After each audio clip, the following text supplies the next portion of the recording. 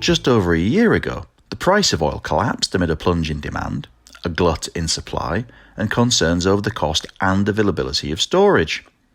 Wind on 12 months and Brent crude's trading at nearly $75 a barrel, something that very few would have predicted a year ago. But then, the best cure for low prices is low prices. They choke off supply and encourage demand, just as the best cure for high prices is high prices for the opposite reasons.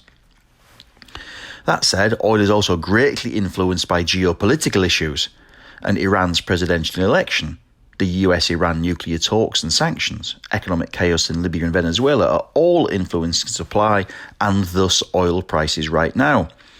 And then we come to OPEC, a cartel that openly tries to manage its output, around a third of the world's total, and thus global oil prices.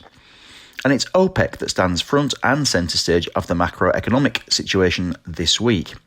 The 18th OPEC and non-OPEC ministerial meeting takes place via video conference on Thursday, the 1st of July, with Russia and other key non-OPEC members and oil-producing countries also in attendance. Remember that back in April 2020, OPEC and Russia brokered a deal to cut their combined output by 9.7 million barrels a day, or roughly 10% of global production. Now, the so-called OPEC Plus deal has since been refined, if you'll pardon the expression, and output has slowly crept back up to trim the total production cut to around 5.8 million barrels a day. Riyadh and Moscow are the real power brokers here, and oil traders, investors in oil stocks, economists and indeed central bankers will all look out for the communique to see whether they are prepared to take output higher or leave it where it is. Now remember, higher oil and thus fuel prices are effectively a tax upon consumers and companies as they increase costs. As such, OPEC may not want to push the price too far, especially as higher oil prices can stoke inflation as well, as they most certainly did most spectacularly after the 1973 oil price shock, for example.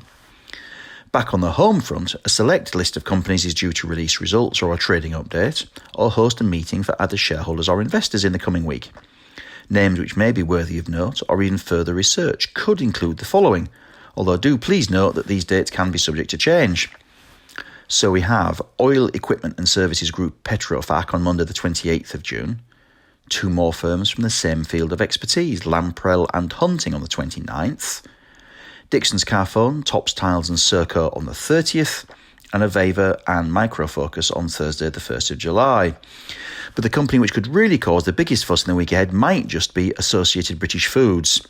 The owner of Primark, British Sugar and Twinings Tea is scheduled to release a third quarter trading update on Thursday the 1st of July.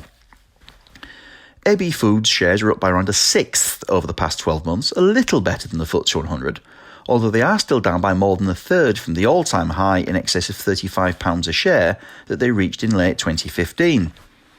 That drop could reflect difficulties in the sugar market, worries over what Brexit may or may not mean in the long run for sourcing product for Primark or the British consumer, and also more competition for Primark from Boohoo, ASOS and other rivals who've actually got much stronger online propositions. The pandemic will have hardly helped either, and although the gradual unlocking of economies and reopening of non-essential shops in Britain on the 12th of April will be helping, it's intriguing to note that AB Food shares have made no progress at all so far in 2021. At its third quarter updates, AB Foods usually provides sales figures for all of its divisions, but not profit numbers, and management can comment upon any changes to the guidance it's given for the full year results to September. So, the first headline figure to note will be sales. At the first half stage, total group sales were down 17%, or 18% on a constant currency basis. In the third quarter a year ago, AB Food sales were £2.6 billion for a 9-month total of just over £10 billion. And they're your benchmarks for these figures this time around. Analysts will then move on to the specific divisions. At the first half stage, on a constant currency basis, grocery and agriculture sales were up 8%, ingredients up 2% and sugar up 1%, while retail was down 41% year on year, thanks to store closures and lockdowns that began last November and ran through until spring in Britain and Europe.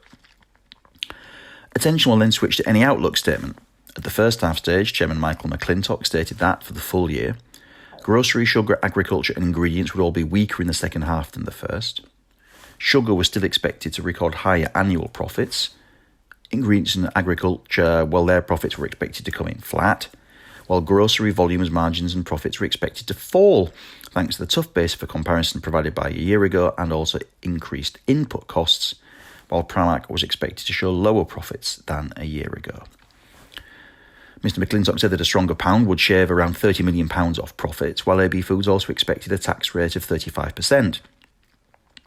Net debt, including leases, was £2.7 billion, and it'll be interesting to see how store reopenings have helped cash flow. Just by way of a final benchmark, analysts expect AB Foods to report a full-year earnings per share, or EPS, figure of 68p for the year ending September. That compares to last year's stated figure of 57.6 pence and the adjusted number of 81.1 pence a share. I hope that you and your families are all in good health and good spirits. Thank you for listening, and I look forward to talking to you again next week.